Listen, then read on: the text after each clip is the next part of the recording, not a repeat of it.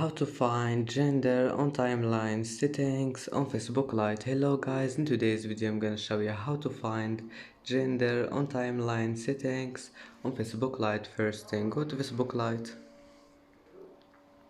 and now click these three lines in the top corner and go down until you find settings, and then click profile information, and here go down until you find this one, gender.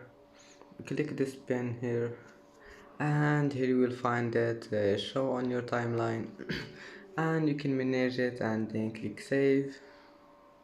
And that's it for today's video. If you like this video, please don't forget to like and don't forget to subscribe, and thank you for watching this video until the end, and now see you in the next video.